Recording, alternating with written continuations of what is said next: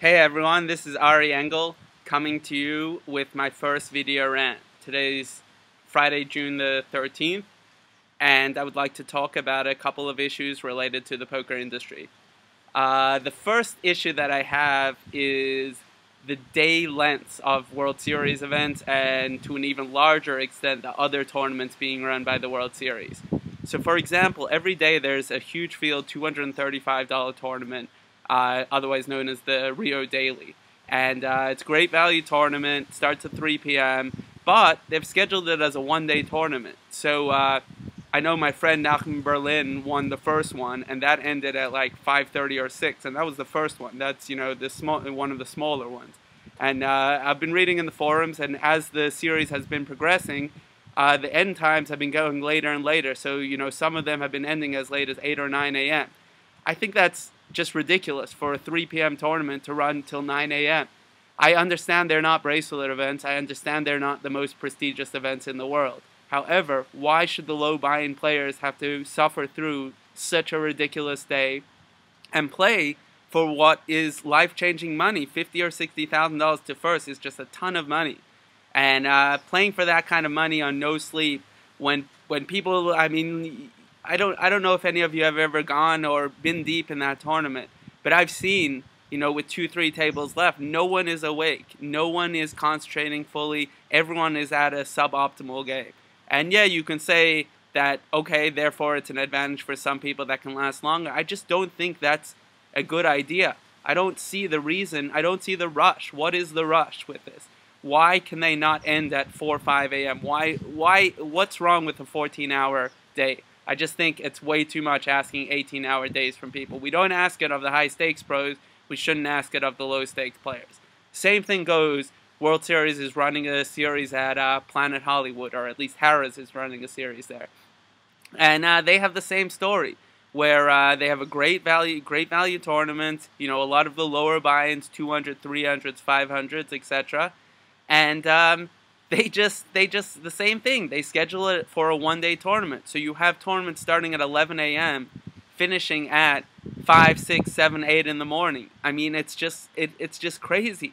And I think that a large number of the people that register for these tournaments don't look at the full structures, don't really know what they're getting into. And if they did know what they would get into, they would choose not to play those kind of tournaments, because no one wants to play from 11 a.m. till 8 a.m. the next day, except for a few hardcore degenerates. So I would ask and beg and suggest that World Series change, and that Harrah's and the World Series change their plans. And these one-day tournaments are great. Everyone loves fast-structured tournaments. We're not trying to chainsaw this up. Keep the fast structures. Just have an end time. If a tournament starts at 11 a.m., it shouldn't go past 2 a.m. If a tournament starts at 3 p.m., it shouldn't go past 5 in the morning. So I wish they would just have an end time. Obviously, if everyone agrees at that time, they can continue playing. But to force everyone to play is just seems completely ridiculous to me. Same thing goes even in the bracelet events. Personally, I think 2 a.m. You know, and they've done actually a much better job this year about limiting it to 10 levels, and I think that's a great thing about limiting tournaments to 10 levels a day, or at least 10 hours of play. But I just wish they would extend that same philosophy to the lower buy-in tournaments. Speaking of the big field 1K and 1500s, you know, it's kind of a constant thing that I think the philosophy of Harrah's and the World Series is to get these tournaments over as quick as possible, and I don't think that the players want that. They try and cram in 11 levels into the first day of these big field tournaments, completely unnecessary. Just keep it at 10 levels. They're trying to end the tournaments quickly, and I just don't understand why.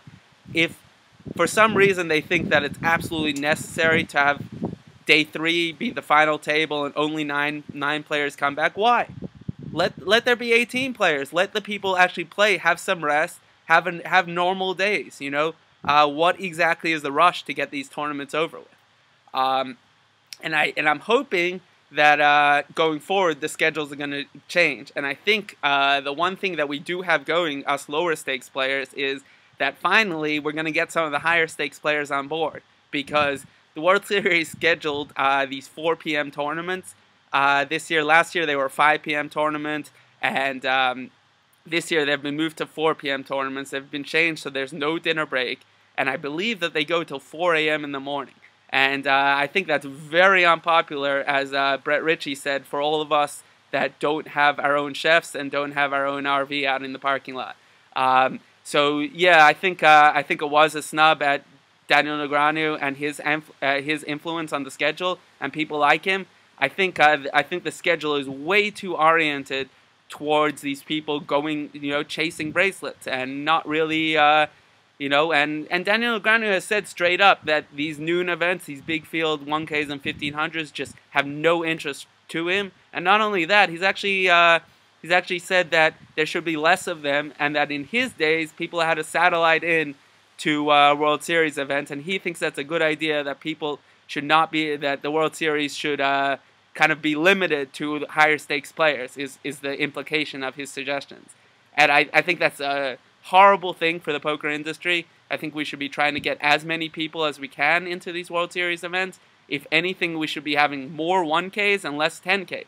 I mean, for real, like, these 10Ks get, what, 100 people, 150 people? Who are they for? What, so Hellmuth and Negreanu can pad their stats?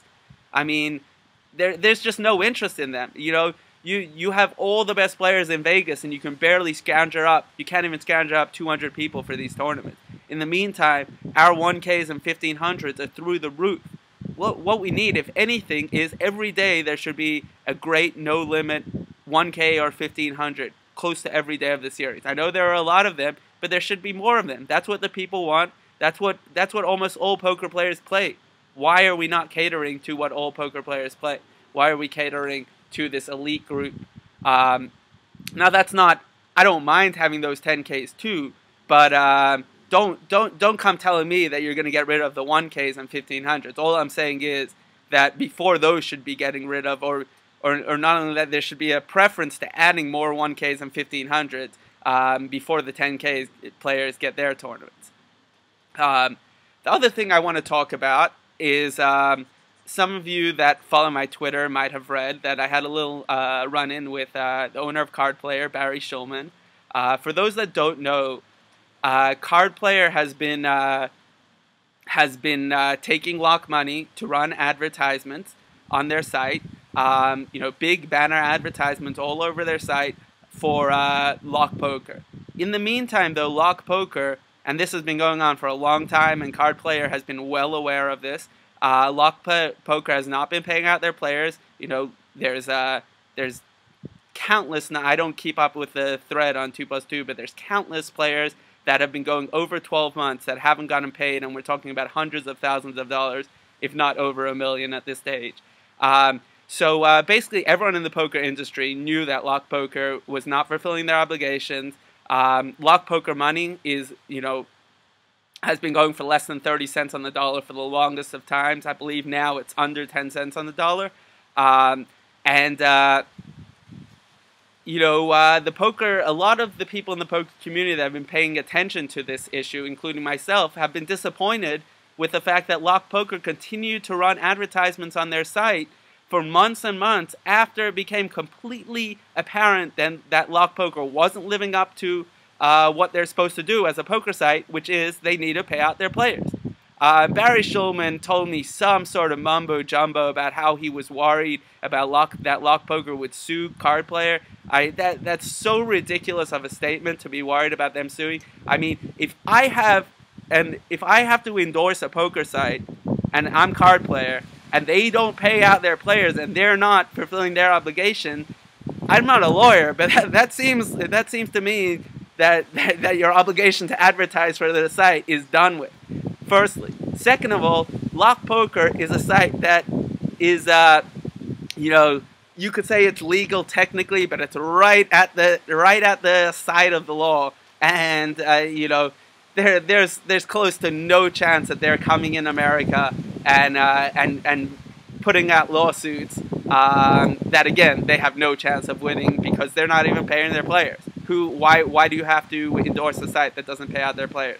Clearly, Lock Poker did not live up to their end of the bargain. So, having said this, Barry Shulman refuses to do any interviews with anyone. He hasn't issued any statements except for maybe on his own site, which a lot of us don't like to go to too much anymore because of all these Lock Poker advertisements, which, yes, I believe right now they have been taken down, finally, after a long, long time. But again, no apologies, no statements. And so, yeah, so I went up to Barry Shulman. He was at my table, and I gave him a piece of my mind. And I said, look, you got people to deposit money into this sinkhole where they had no chance of getting their money out. Lock Poker has not been paying out their players. The money is worth 20 cents in the dollar. So basically, anyone that deposited through your site, if they put in $1, immediately it became worth 20 cents.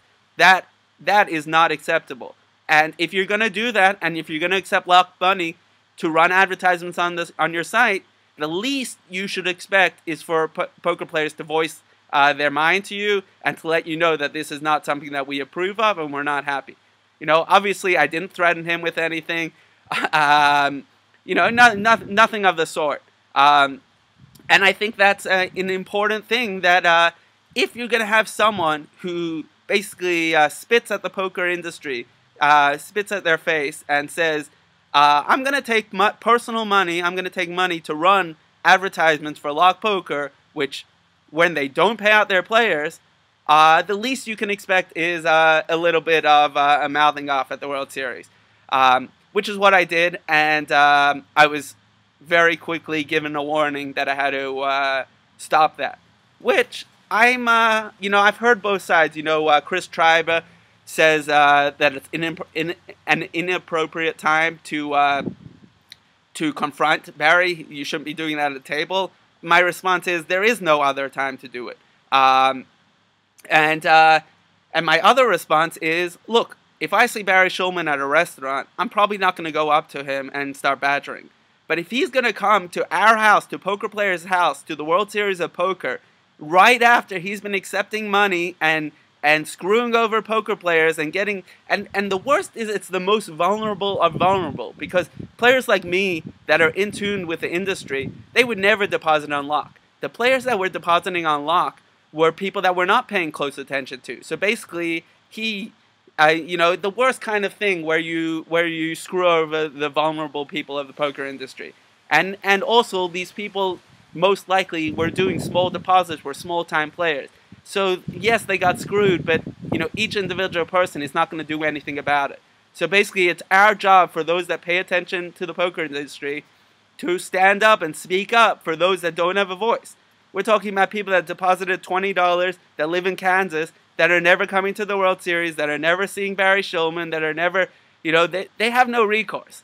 And it was really bad. It's really bad for the poker industry when people start screwing over people like that. You can just imagine that anyone that deposited through these card player links, they're very unlikely to redeposit in the future, even if you know, even if there is legal poker. But of course, until fully legalized poker comes, they're going to be very disinclined to be playing more poker.